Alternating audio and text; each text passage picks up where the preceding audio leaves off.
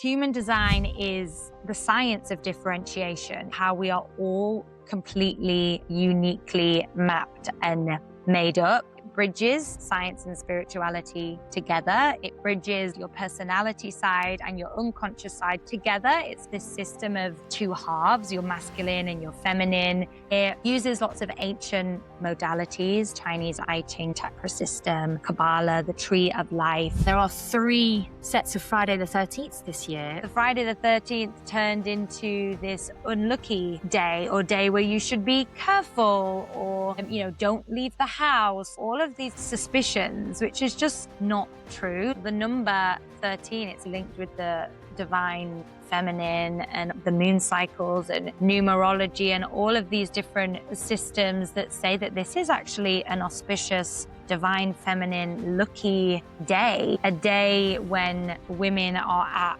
their most powerful through the growing of the patriarchy and men saying that women are dangerous and a little bit scary and a little bit witchy. The word weird actually comes from the word wise. I always think like all the weirdos get together and get wise on Friday.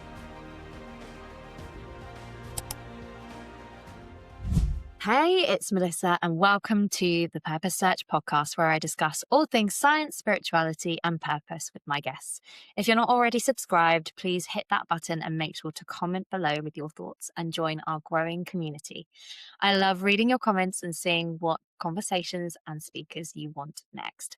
My aim is to hold some incredible conversations, which I hope will spark something inside of you to listen to the call of your heart and your intuition. So without further ado, let's get into this week's episode. Meg Armstrong, also known as Meg Mindstrong, a fairy, human design expert, coach, yoga teacher, singer, dancer, actress, and musical theatre performer in London's West End, and a dear friend of mine.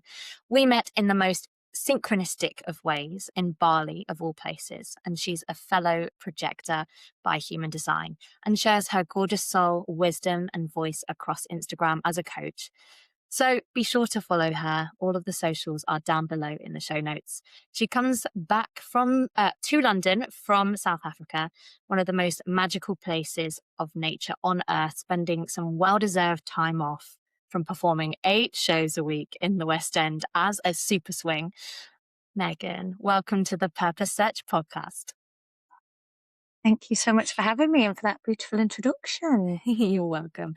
So I love to start my podcast with a drop-in, as you know, and so I'd love to invite you to put one hand on your heart and one hand on your belly, if that feels good for you, and to close your eyes. And if you are out there listening, I'd love to invite you to do the same. Not if you're driving, but if you are in a good place to put your feet planted on the floor, whether you're lying down or walking.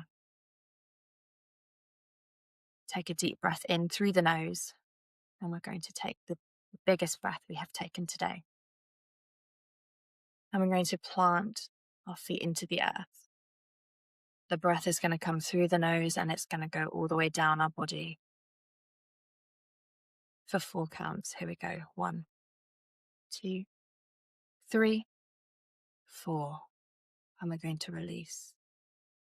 1, 2, 3, 4. Take another deep breath in. 1, 2, 3, 4. And out. 1, 2, 3, 4. This time, I would like you to take a deep breath in through the nose, and we're going to imagine all of the air is going through every single cell of our body, rejuvenating each cell, regenerating each of the cells. And it's going to go through our body all the way down through our knees and our legs and through the feet. And we're going to breathe out into the earth. It's going to go down into the deep core crust of the earth. And we'll connect and bring up the energy through the opposite direction, through the feet, through the legs, through the body, into our heart. So we'll take a deep breath in for 4 this time, hold it for 4, and we'll breathe out for 8. Here we go, breathing in, 1, 2, 3, 4. Hold it, 2, 3, 4, and breathing out through the feet, 1, 2, 3, 4, 5, 6, 7, 8. This time we're going to breathe in from the earth and bring it all the way up, bringing that life force energy into our body. 1, 2, take the biggest breath. 3, 4, hold it. 2, 3, 4, and let it go. 1, 2, 3, 4. And when you're ready, come back to your space.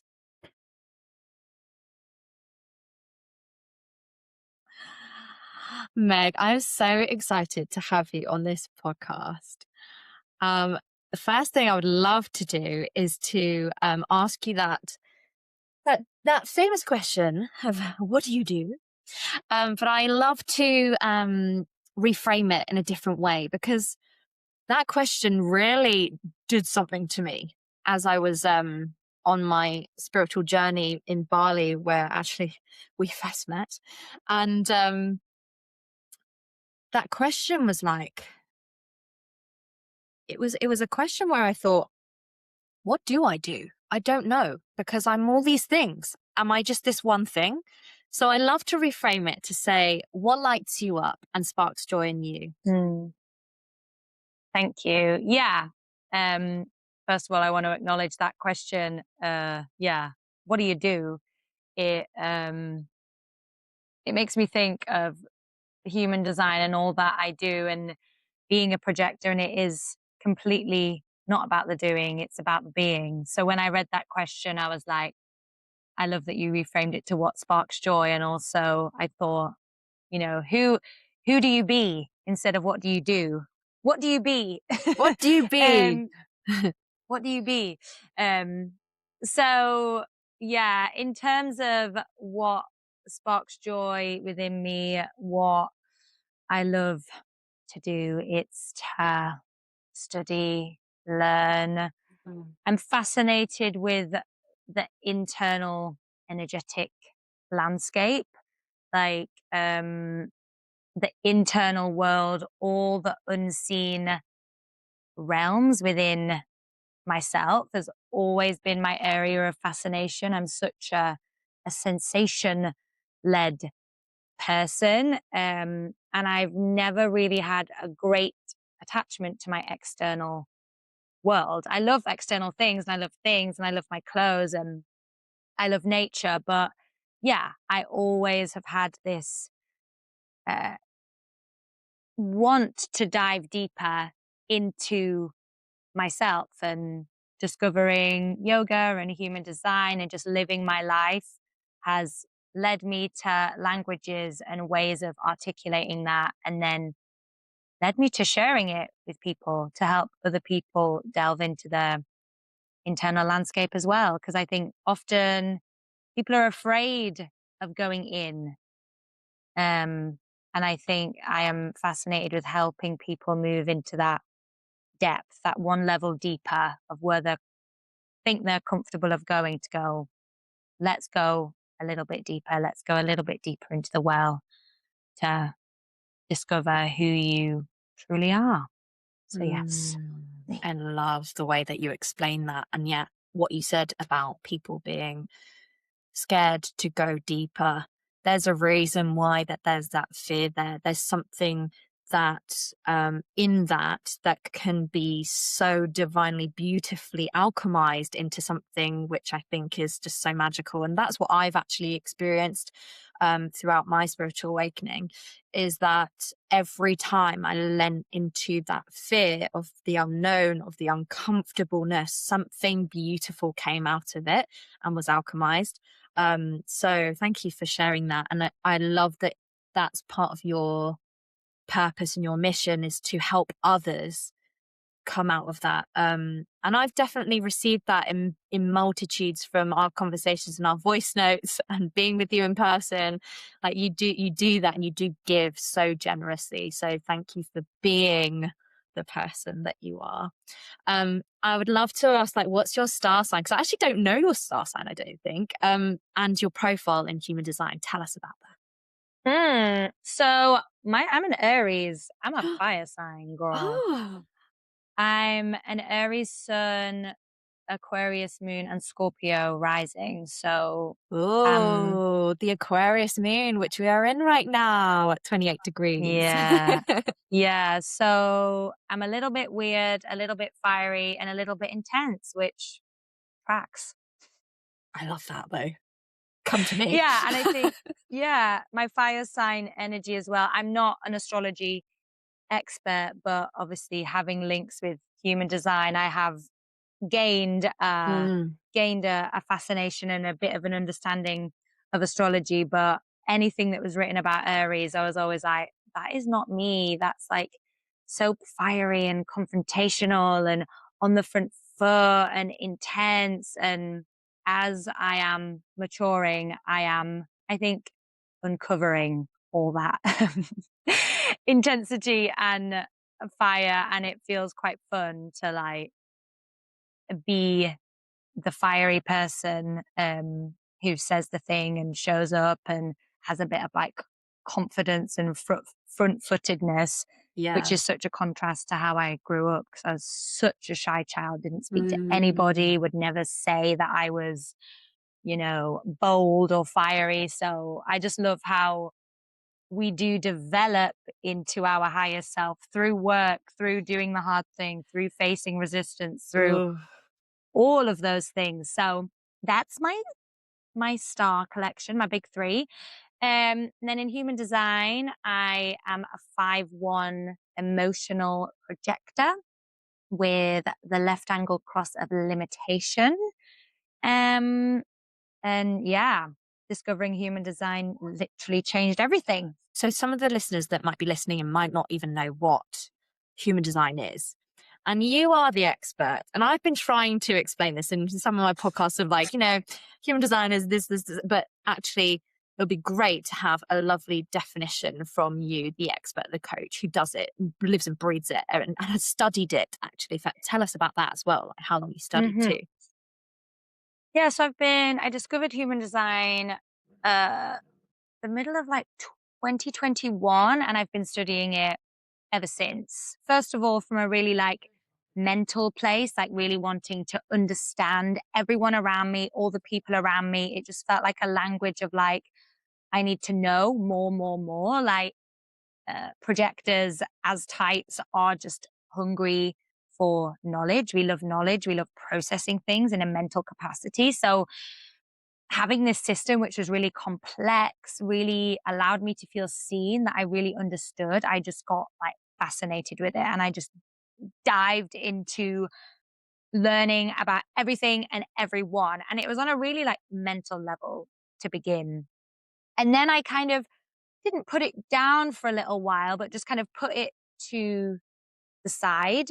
Um, and then about probably like 2 years ago, I made this declaration that, okay, I really want to live my human design now. I don't just want it to be in theory. I don't want to know all the numbers and the profiles and the information without embodying it and expressing it. So I went a little bit deeper into my life study using human design as a way of living life a few years ago. And I think that is when I really started to understand the system in a different way. So I'll explain what the system is for everyone who's like, what are you talking about? So human design is the science of differentiation. It is the science of how we are all completely and uniquely mapped and made up. And I always say, like, it bridges science and spirituality together. It bridges the conscious side, your personality side, and your unconscious side, your body side together. It's kind of this system of two halves, your masculine and your feminine together. And uses lots of ancient modalities, the Chinese I Ching, the chakra system, the Kabbalah, the tree of life. And it fuses these systems to make this very intricate map of who you came here to be. And it's super specific and super detailed, which is why I love it.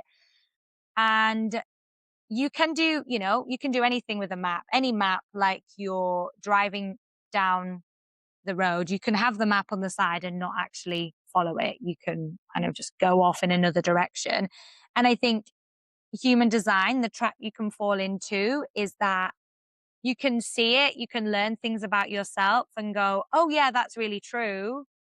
And knowledge isn't power if you don't do anything with it. So I think that's the bridge that I want to cross with human design, is that it's lovely and amazing to tell people about themselves and to allow them to feel seen through this lens of human design. The amount of times I've had people say, oh my goodness, that is me. Like, how do you know? Like, that's exactly what my whole life experience has been. And then they kind of go off and forget about it. And what I want to do is really help people apply human design into their real life so that they can actually enjoy life and actually have fun and be themselves. So I think I've come on like a maturation journey with human design, where at first I just wanted everyone to know about it. And now it's like I really enjoy the fact that the people who come to me to learn from human design really want to go on a journey with it and go deep and really uncover the unconscious conditioning that lives within themselves to then, thrive and grow. And there's so many transformations that have come from working with people using this system. And the last thing I'll say on it is that it's not personal. Like, I don't sit with a client and make a decision about who I think that they are based on what they've told me from their experiences and from their mind. I work with the chart as something that is separate. So it's not personal, and it opens up a deeper level of conversation. It opens up an experiment. It opens up a literal like doorway into your DNA and inner psyche. That's, how I believe that it works. That was such a beautiful way of explaining it and so in depth. And I love that because it's the one line, isn't it, in both of us? You were saying like you were like really like you really wanted to know everything. And that actually resonates so much with me as well, because I'm a one line too. I'm a one line 1-3. Yeah. So could you explain what cause you were telling me, I asked you this and I only found out this recently, about the left angle cross and the right angle cross and what the differences are in both of those. Yeah. So the majority of the population have a right angle cross. So this is in the incarnation cross. So the incarnation cross is made up of 4 gates. It's your 2 sun gates and your 2 earth gates. And this is basically your purpose, the thing that you're here to bring and be in the world, but it isn't necessarily a job description. Some of the incarnation crosses are quite job description-y, like there's one that's like the left angle cross of service, and it feels like those people are, like here to serve the collective, and it feels like a specific way in which they're doing that. Whereas it's more of, again, that word, like who you just be around people, the Mm, effect that you have on people mm, just by people being in your presence. So, for example, I have the cross of limitation. So I help people create magic within the structure and help people acknowledge the limitations that they currently have and create magic within that. And I think the journey, the personal journey within that for myself is that I have hated limitation at times. And I've really resisted any physical limitations, financial limitations, just general limitations in life. I've been like, no, we all get to be like super expansive and free, and we just get to flow and be, and everything's unlimited. And my purpose and what I'm here to show people is actually there's like magic within limits. There's magic in the pause. There's magic in knowing like your edges, and that there's something really real and grounded about that. And so I think I don't know how that expresses onto people. I don't ever know how people really experience me, but my own personal journey within that has been like, that's what I help people see. That you can't have a house without walls, right? So that is how it expresses. And then the question that you asked about left angle cross or right angle cross, depending on your profile, which is the two numbers within your chart, you are either a left angle cross person or a right angle cross person. And right angle cross people are here to develop their purpose and share their purpose more through their own personal journey, their own personal experiences. Whereas left angle cross people are people who develop their purpose and learn through the other. So correct me if I'm wrong, you're a right angle cross person. Yes, I am. Yeah. And I am a left angle cross person. So if I kind of sit in my own little world and kind of just dive into my own learnings, I mean, I love that. I don't learn as much as when I coach someone or I have a conversation and they say something and I see it reflected back. And the way that the left angle cross works is that it's in relationship in order to learn. Yeah. Does that make sense? Yeah, it really does. And actually, when you were saying like you don't know how you're received, that would make sense. But also like I'm a mirror, we're all mirrors of each other. And the way that I'm receiving you is when you were saying all of that stuff about the limitations and like working through it and really getting to the nitty-gritty to make the magic out of it. My whole body was like goosebumps, confirmation, like, oh yes, absolutely. So that is like enough confirmation to tell you like you are doing what you're doing, and it's magic just hearing you speak and say those things. So receive that, my sister, because that was just so beautifully like put. And yeah, I learn from you all the time. And knowing actually that the right angle cross was personal, that I was just like, oh, okay, so it isn't like I'm actually just being so self-absorbed with my own life. It's actually I'm designed that way to do that, to live my own experiences, to then share that with other people, which will then help them. And no, so my right angle cross is of penetration, and there are different numbers, right? So are there 3 different numbers? Am I correct in saying that? 4. So there's 4, yeah. Oh. You have your 2. So it's basically the top 4 gates on your chart. If you look at your chart, the 2 columns either side. That makes sense. The top 2 gates on the right, the top 2 gates on the left. And that's what makes your incarnation cross, or if you're speaking in Gene Keys language, your activation sequence. These 4 gates that kind of connect, and they come in pairs. Like they come in pairs, so often they have kind of like energy that feeds into the other. And yeah, the cross of penetration is interesting because I actually know quite a few projectors who have this as well. Maybe I know about 3 other people. Wow, really? With this cross, and it is that real level of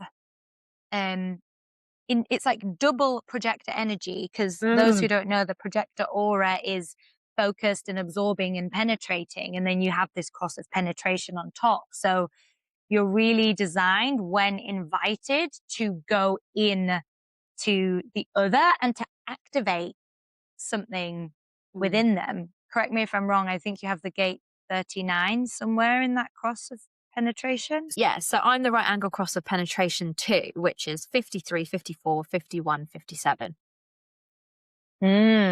Yes. So it was the 51, not the 39 that I was thinking of. So yeah, it's that 51 is the gate of shock. Shock. So Awakening. yeah. Yeah. So I think that's what I often see with the people with this energy, is that they are here to impact and shock others and shake things up, like awaken and amaze others. And they're kind of motivated to do so with that.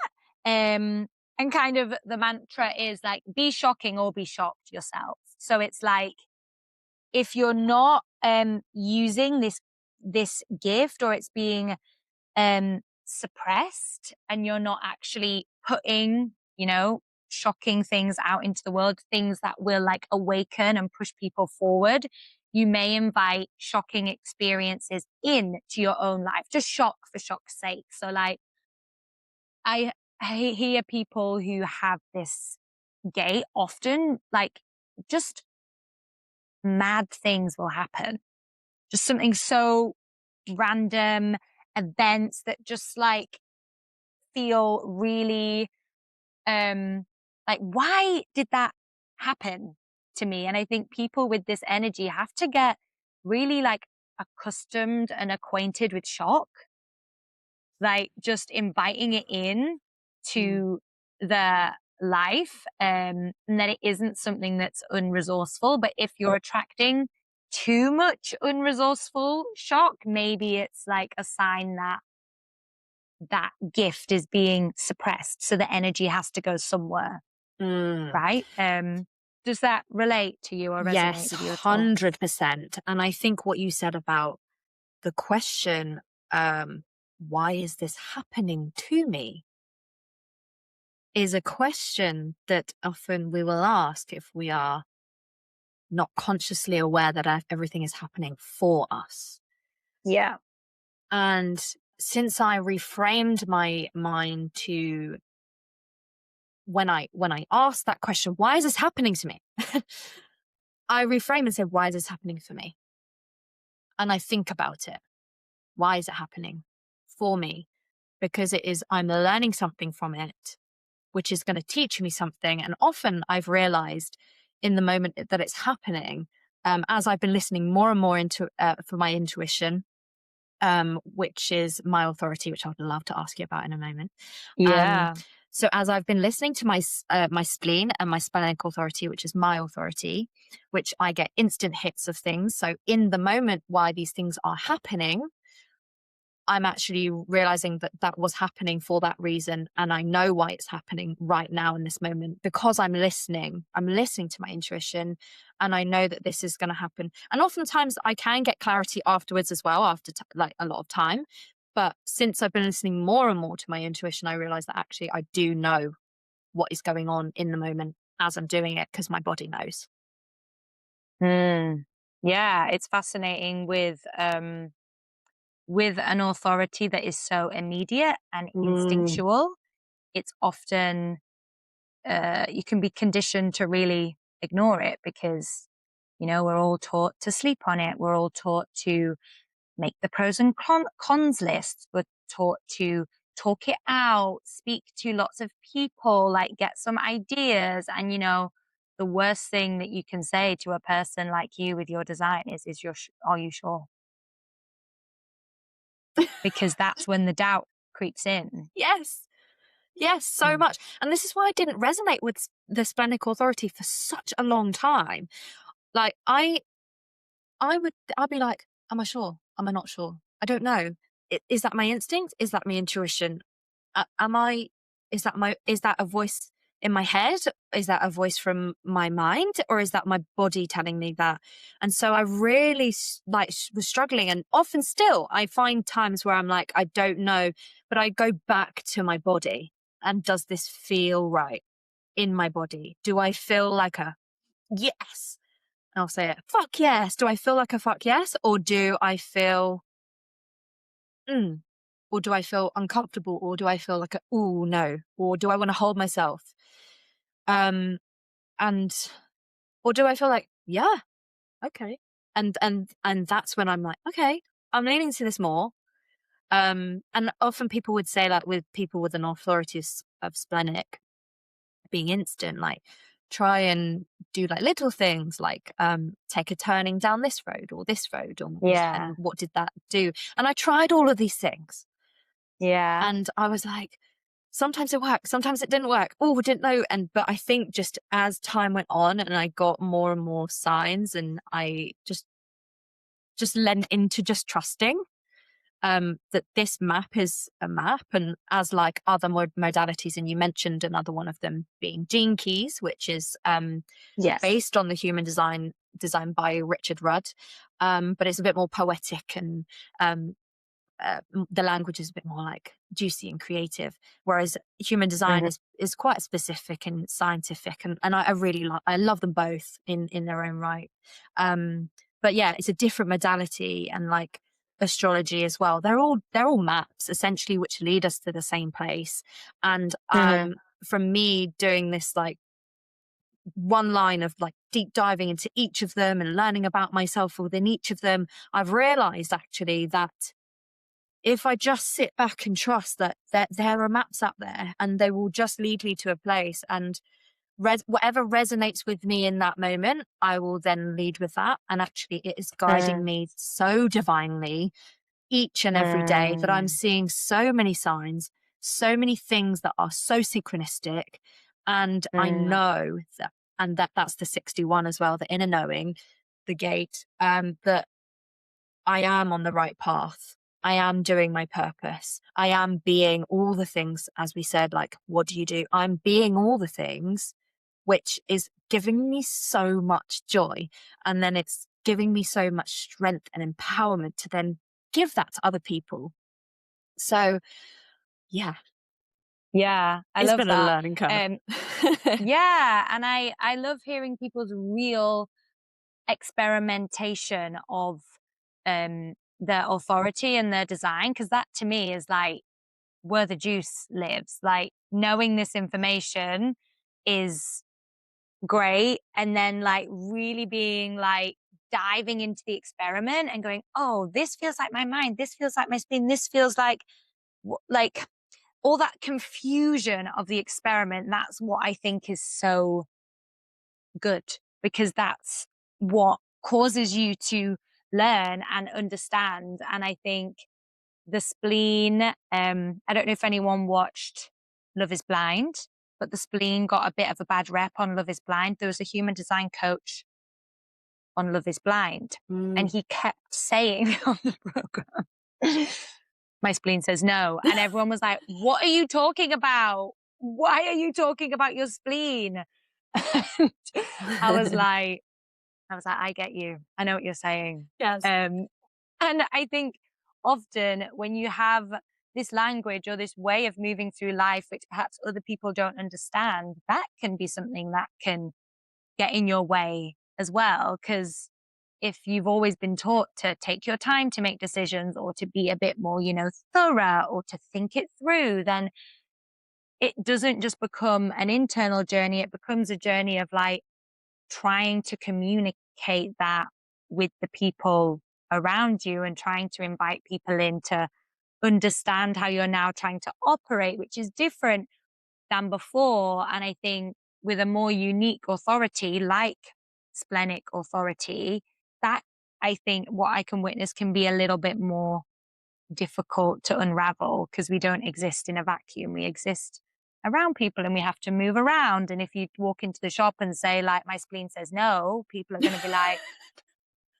maybe not in a few years. I hope in the future. I think in a very short future, 5-10 years time, human design is going to be well known. I really think they should teach it in schools. It should be a beautiful thing to be taught. Totally. For people. And I had one more thing I wanted to say on that. Yeah, Is that okay? go for it. Yeah, of course.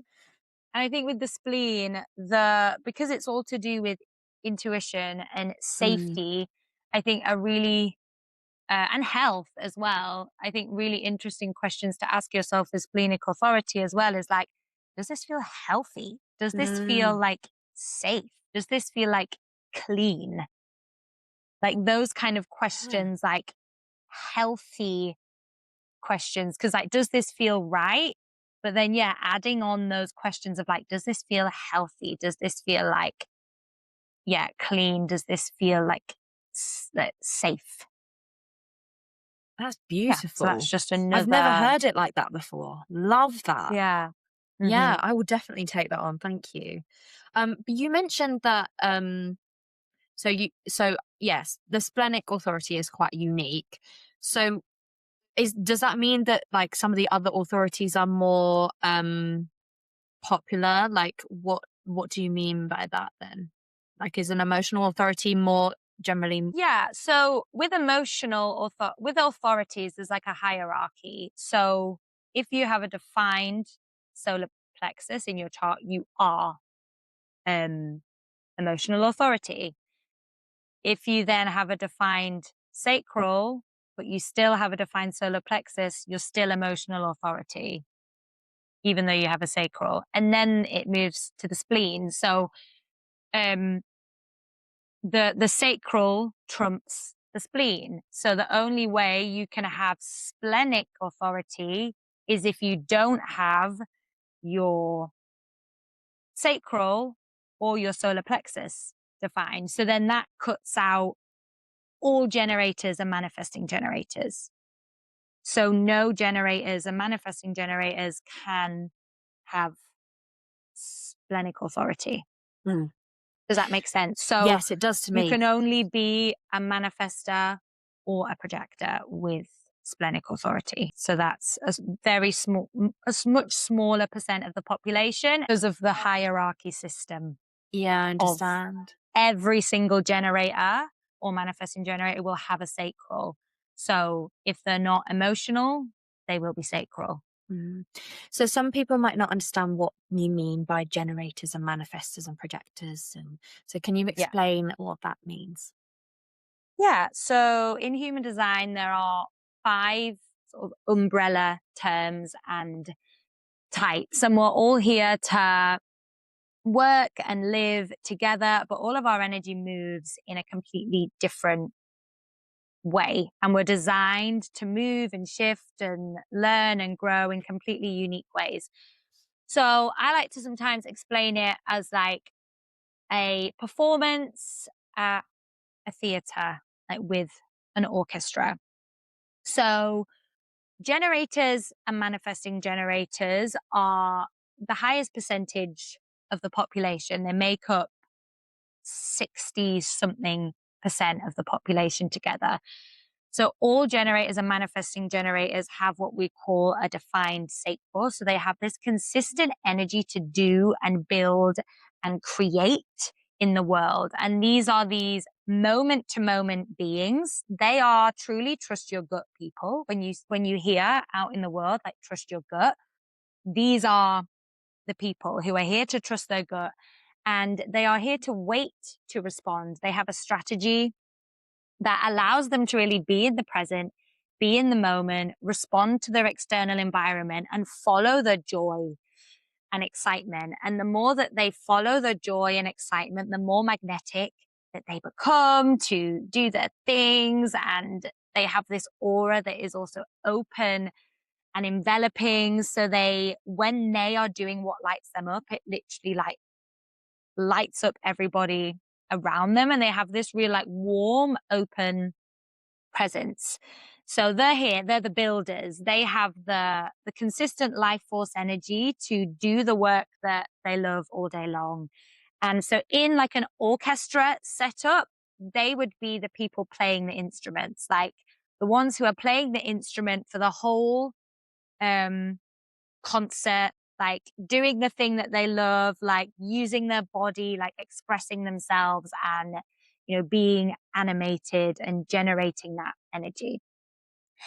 And then the next type we have are projectors. So the projector is the conductor. So the projector is stood in front of the orchestra and they aren't doing all the doing, right? They aren't playing the instrument. They aren't sort of on the ground doing the work. They are seeing what's in front of them and they are guiding and directing the energy, waving their hands around saying, the brass needs a little bit more volume, the strings need to simmer down a little bit, and they are seeing the unseen within this musical environment, and they're able to direct and shift the energy. So projectors are guides for that reason, and projectors are moving into a really interesting time that projectors are representing the new type of leader, here to lead and guide people in a different way that isn't all about like hustle and work and overworking yourself and burning yourself out. Projectors are here to demonstrate a more efficient way of living. So that is what they are here to do, to guide and to direct energy when invited. So the strategy for a projector is to wait for the invitation. And as a projector myself, you're a projector as well. This is kind of an interesting concept. And I think it's misinterpreted and misunderstood a lot, because it can be super disempowering to be like, oh, so I just wait for the invitation and I never do anything and I wait for people to recognize me. And no, as a projector, you've actually got to be more on the front foot. Like they do actually lead with a bit of like an inner masculine, like first, like you have got to kind of put the cart before the horse, get a little bit of momentum going, recognize yourself, put yourself out in the world, let yourself be visible so that people can recognize you and receive you and ask for your wisdom. Because the worst thing in the world for a projector is to feel invisible, unseen, unheard, unappreciated. And I'm sure you know what that feels like as a projector. So the challenge for them is to put themselves out in the world from a real place of like internal recognition, knowing that the gifts and the wisdom and projectors are here to also master a system of some kind. So whatever you're fascinated with as a projector, just like dive into that. You know, a question to ask yourself as a projector is like, what fascinates me today? And allow yourself to really dive into your area of fascination, because the more that you build that knowledge and understanding, the more confident you will become to then share and express whatever message it is that you're here to share. So that's projectors, the conductors. And then we have manifestors. So manifestors, we're getting even more rare now. They're around 8-9% of the population. And they're the people who decided to put on the whole concert in the first place. They're the person who's like, I've got a great idea. Let's gather all these people together. I'm not going to do any of it, but you know, I've got the idea and I've got this energy that makes people do things. So manifestors are basically our old kings and queens. They are the people who used to rule the land, for better or for worse, you know, like these powerful, strong figures who initiate people into action. And the way that their aura works is that the aura is closed and enveloping. So they have to inform in order to know, in order for people to know where they want to go. So they have to constantly learn to declare the direction of their energy. They have to constantly tell people where they're going, what they're doing, what desires they have, what dreams they have. I always encourage manifestors in my world to speak out loud.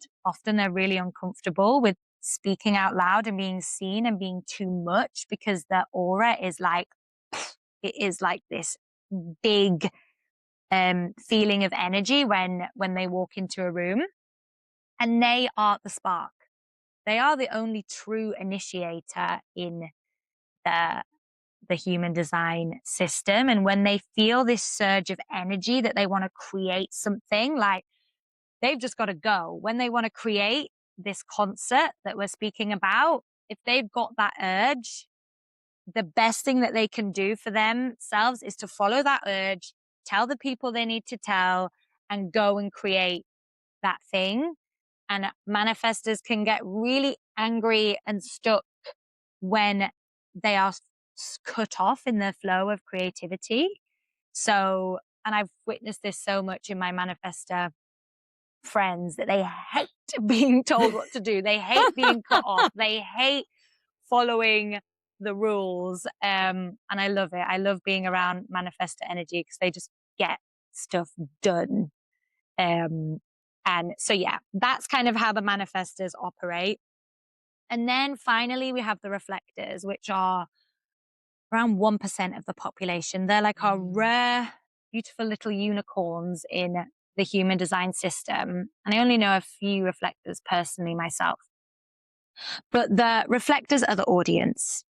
So they're the people sat watching this production, absorbing it, reflecting it back, deciding if it feels good, deciding if it feels healthy, and like reflecting back the health of the space through their own body. So their chart, their aura is samplings. So they kind of borrow from everybody and borrow from all different types. So when you're around a reflector, comfortable or not, they are a mirror.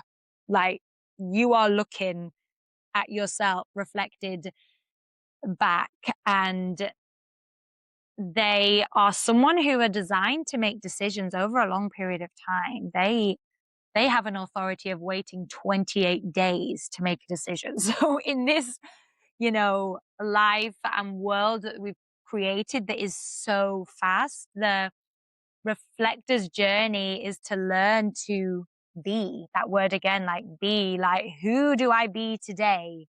Who am I today? And allow themselves to morph and change and really hone in on environments that feel super healthy, super clear for them in order to be able to express and reflect their gifts. Because to have a reflector in the room is truly a gift, because they're giving you all the feedback of what this space is saying and how it is reflecting back. And anyone who's a reflector out there who's like, oh, but who am I then? Like a reflector feels like such a disempowering type. Like look at consistent parts of your chart, like your profile, like your incarnation cross, like your gates, because I think this is one type that gets swept over quite a lot because it's such a small percentage of the population. And just to say that there is consistency within your chart, and you're not weak and you're not conditioned. They actually have this like protective energy to their aura, so they're not as weak and whimsical as what might be made out. They're actually quite robust and resilient as a type. So any reflectors out there who are needing some empowerment, that's for you. And that's where I'll stop. Woo! Quick. That was fantastic, Meg. Like seriously, I've not heard it like that with concert analogy. I always explain it as like I explain it as like light sources. So Yeah. so generators are like, in emergency situations, they will just keep consistently producing that energy for us to see and to do things. Generators and manifesting generators, they have that consistent life force energy.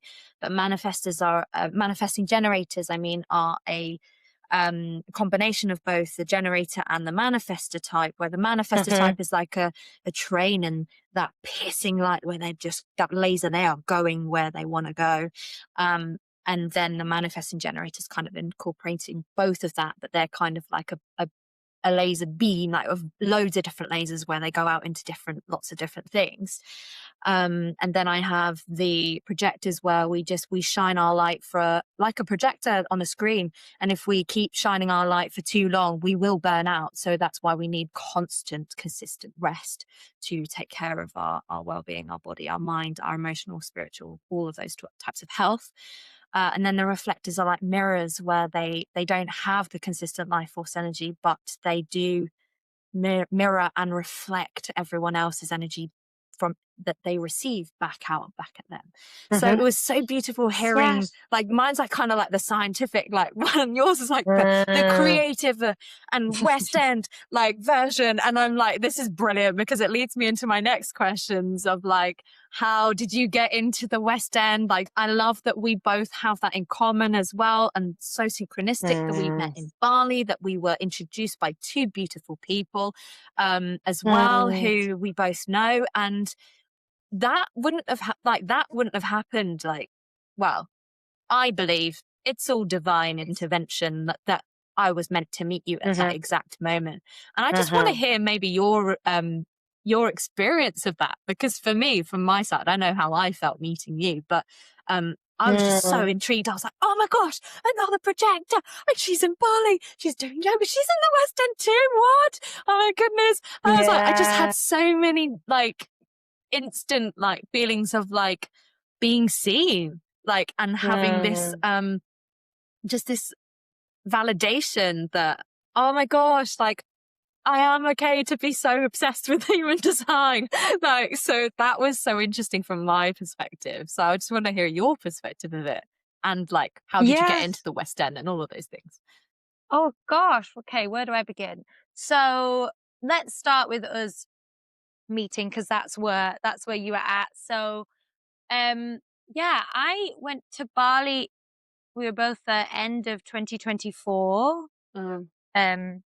Moving into 2025.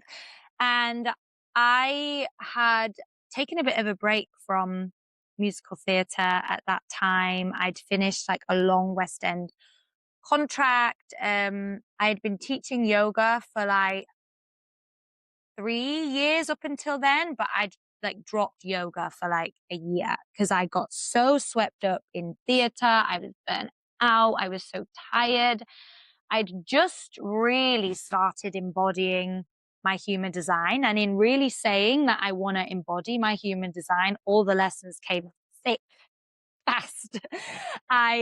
It was like, okay, you really want to live this? You really want to understand yourself in this new way? You really want to make change? Okay. And it was kind of like everything that I'd, like I said before, had learned on like a mental level. You know, everyone described me as like sunshine, like so like positive, an amazing person, like always showing up, like never doing anything wrong, like working so hard. Like I had all of these like badges of honor of like all of the things that I did. I dived to rescue people all the time, felt this real intense obligation to fix and to help and to heal others. And I guess that point, that pivot was like, oh, wow, okay, I really am seeing now all of the places where I've been conditioned through the lens of my human design. So I'd gone into sort of a period of burnout at the end of that West End job. And then I moved to Glasgow for 5 months. I went on a little bit of an adventure. I was here, there, and everywhere. And then I decided to go to Bali to do a second yoga teacher training because there was something about I wanted to go to Bali. I wanted to embody these teachings a bit more. I remember my word back then was embodiment. I was so like fascinated by actually tangibly, physically feeling these teachings and being able to express them in a real way that wasn't just like mental and wasn't just like floaty. So I went and did this training in Bali, which was another yoga training, just 3.5 weeks in the north of Bali in Tejakula.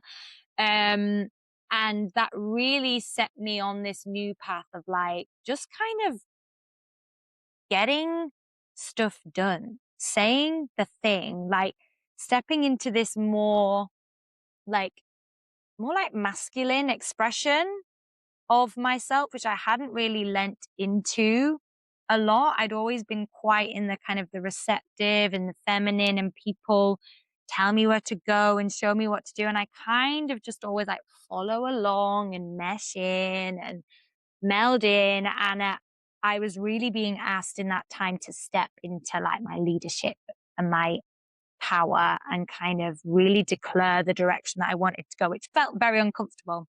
But so yeah, I ended up in Bali and then we connected, and I think we had just met at this time when you were having this huge spiritual upheaval and awakening. Yes. And I had just finished this month-long training where I literally felt like the earth. I couldn't have been like, I think, more grounded at that point. I was so like in the ground, is all I can describe it. So I think we met at this point where you were literally like at this stage of your journey, like the sparky, like high, like open, magical space. And I was just teaching like sun salutations for 3 weeks in the jungle, like inhale, exhale.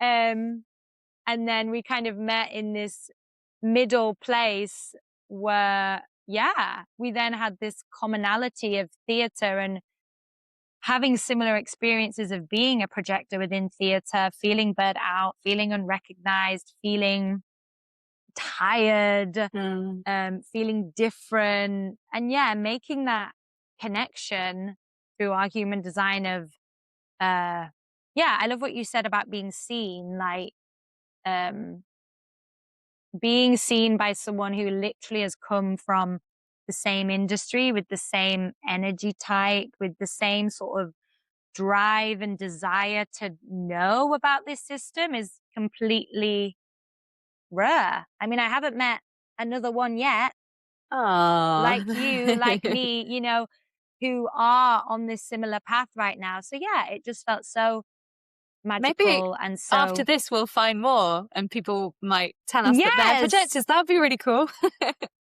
I do know a few. I do know, obviously anyone who I work with in theatre, a few months in, I do know their human design. And Mm, there are a few there's a few incubating, I out think. there. You said 20%, So right? 20%. 20%, yeah.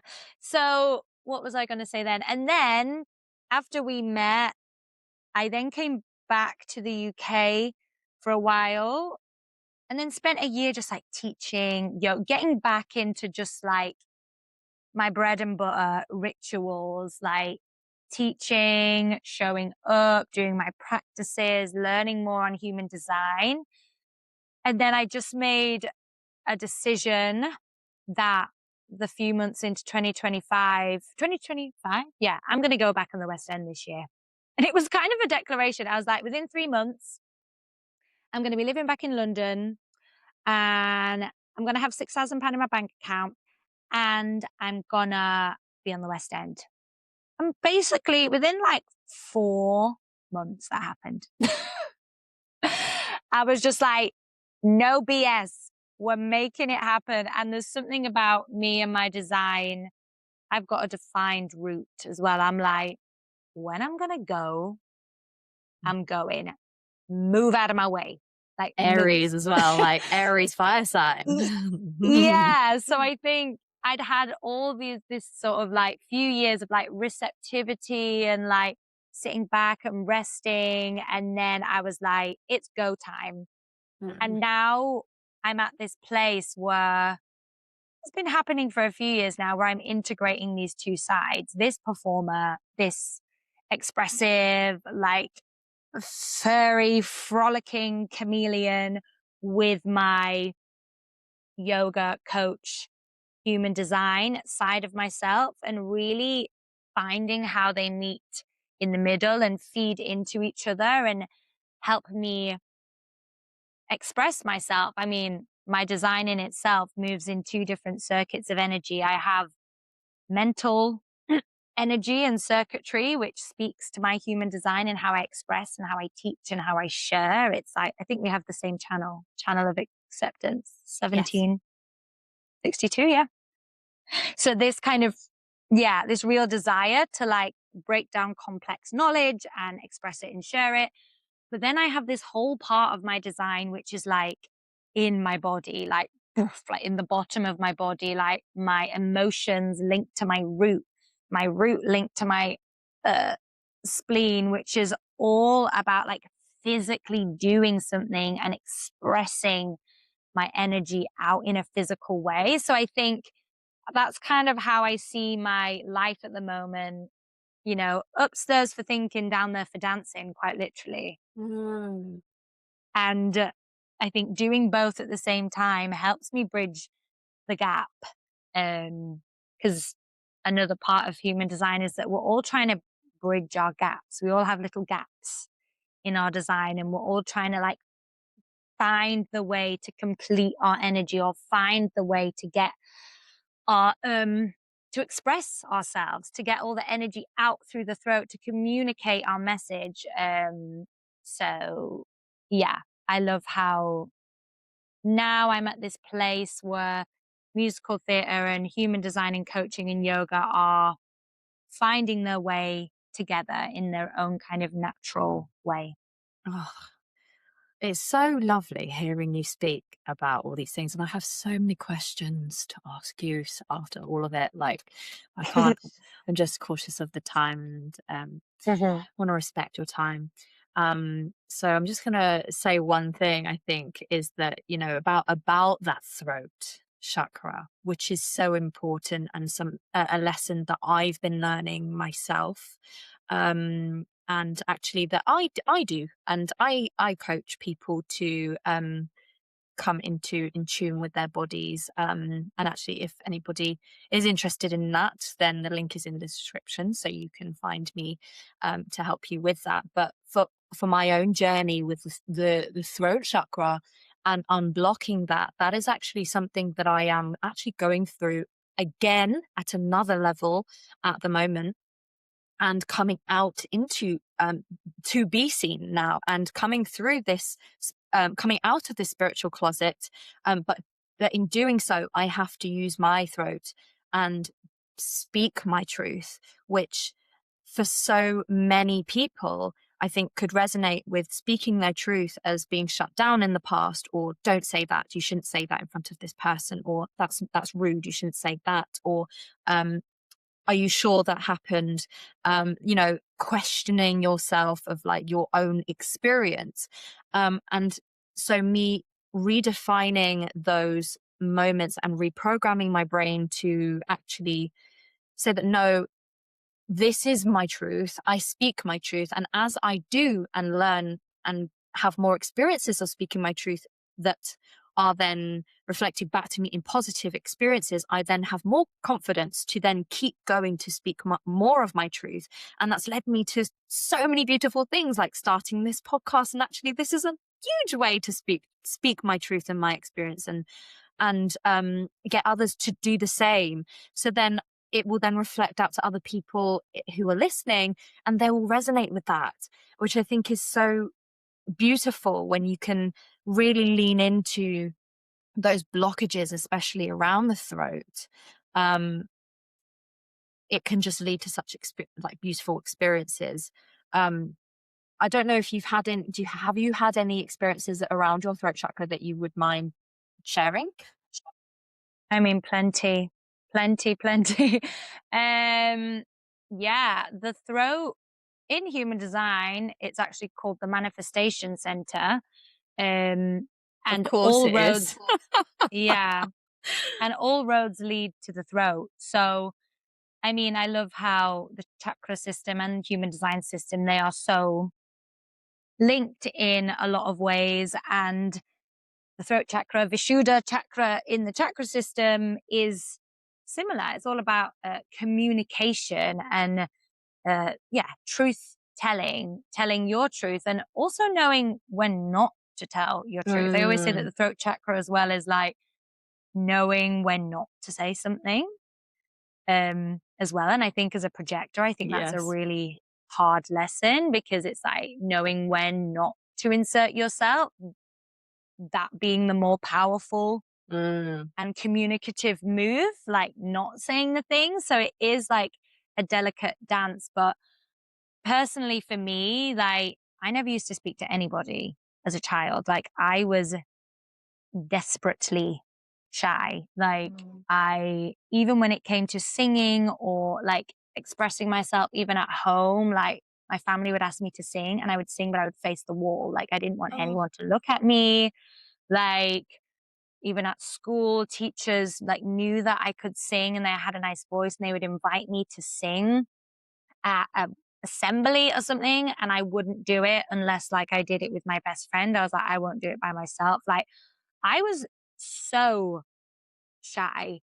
And, my mum and my family even sent me to dance school and to the creative arts to help me try to build up this confidence, and to learn how to express my voice. And it's been Mhm. an ongoing journey since then. I mean, I sing professionally on the West End and I get paid to use my voice now, which is wild to me.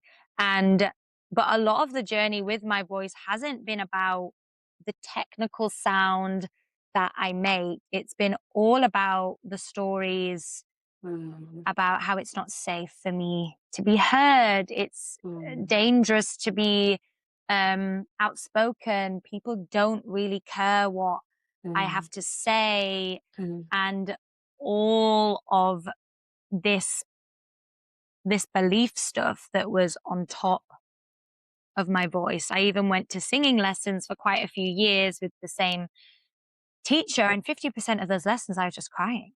I was just like expressing, just my voice just needed to just get out this sound, just to like express itself, to feel um heard Yeah. by someone. Yeah. So I find the voice fascinating, Mm. and it's a big area of my study right now. I'm creating a program called Skylark, which brings together human design, the voice, mantra, and yoga, just as like a 5-day embodiment program, because I think it's so important to own your unique expression, your own voice, your own like bird song, like to claim what that is.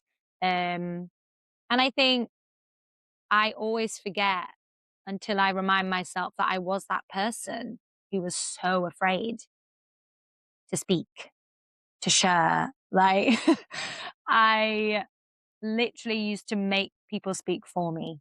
So that's how I feel so embodied in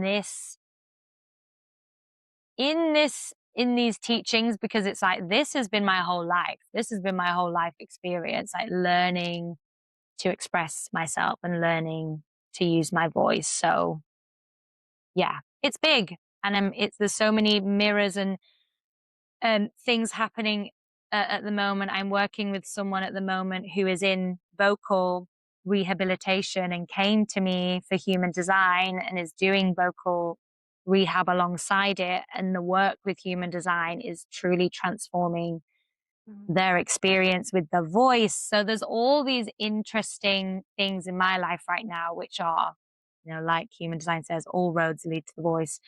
Um, that is happening. So yeah, the voice is a big, big, big one. That is interesting that you share that story as well. Thank you so much, because it's so synchronistic to me and yesterday. And the story that we were actually describing, oh, I haven't even told you about it. I just said, I'm going to send you this video.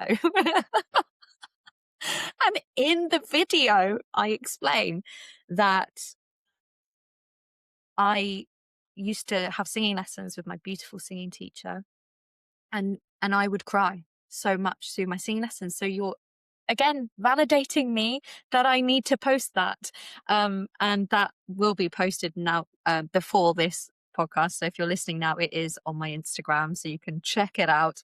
But it's all about essentially speaking, singing my truth, and crying through the emotions and unblocking the throat chakra. And perfect is imperfect. That's the main, and imperfect is perfect. That's the main message of the post. So thank you for sharing that story, because that validated me again and gave me another confirmation that I will post it. Please do. I will. But actually, this podcast, we had planned to do this last week. And it's just so beautiful how divine intervention happens, isn't it? That we can have all these beautiful conversations to talk about that needed to come out. This wouldn't have happened. This conversation wouldn't have happened because I wouldn't have had filmed that. Actually, I think that date was a very important date that I do still want to talk about and mention. And it was Friday the 13th. And there are 3 sets of Friday the 13th this year, which is really interesting. And I would love you to explain to our listeners of what the importance of Friday the 13th is and means for us as women.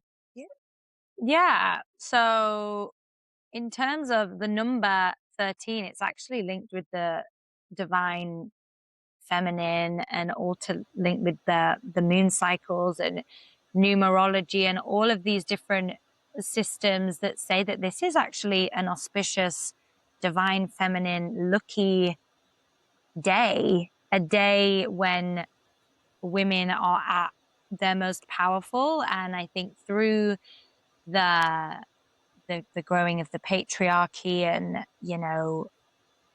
men saying that women are dangerous and a little bit scary and a little bit witchy, somehow the Friday the 13th turned into this unlucky day, or day where you should be careful, or don't leave the house, or all of these kind of like suspicions, which is just so not true. Like, the origins of this day are such look and introspection and wisdom and all of that. I love thinking about words, even because the word weird actually comes from the word wise. So I always think like all the weirdos get together and get wise on Friday, the 13th. So yeah, I'm not an expert in numerology and all of that, but yeah, I love anything that is to do with a reclamation of the divine feminine, and these days which we have been taught are unlucky, but for what reason? And then when you look a layer deeper, you go, oh, actually, this is a day when we are even more powerful. That's why people have been afraid of it, because people are afraid of power.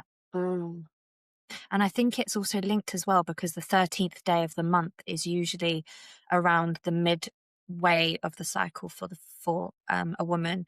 So they would, well, if we take it that they start their period on the 1st, and then a normal 28-day cycle, the 13th is the midhaven where they are the most fertile. They're going through those cycles. That I'm not an expert in that either, but I'm just saying from what I've heard and what I can explain of it is that they have this internal power within their womb that has this intelligence. And yeah, it's a very interesting topic to dive out into and go down rabbit holes learning. So I do invite people to do that and look into that as well if they resonate with that. I'd love to ask you before we sign off, what's your one piece of advice that you'd give to someone who is lost and is trying to find their purpose? If anyone is lost and struggling to find their purpose, my first instinct is like, get outside, talk to a friend, like these really simple things. Make a nice cup of tea, go to a yoga class. Like, I think all of these things I'm saying is to get you back into the body, because often I think when people are stuck or searching for their purpose, their energy is blocked somehow, or they're stuck in their head. And from someone who tried to get out of stuckness by using my mental energy, it takes quite a long time. I saw someone reading a book the other day that was called Think Your Way to Happiness. And I was like, oh, that looks interesting. I'm not sure how I feel about that. So for me, anything that gets you physically engaged in your body, and I'm going to say that really simply because, yeah, you could come to human design, you could be pulled to learn about these systems, you could be pulled to learn about yoga philosophy, you could, create a business and create your purpose from that. But truly, everyone is so highly individualized. So I couldn't advise you on how specifically you need to find your purpose or direction. All I can guide you to do is to get your energy back online. So however you're able to get your energy moving again, I think that's the first step. Lovely. Thank you so much for that.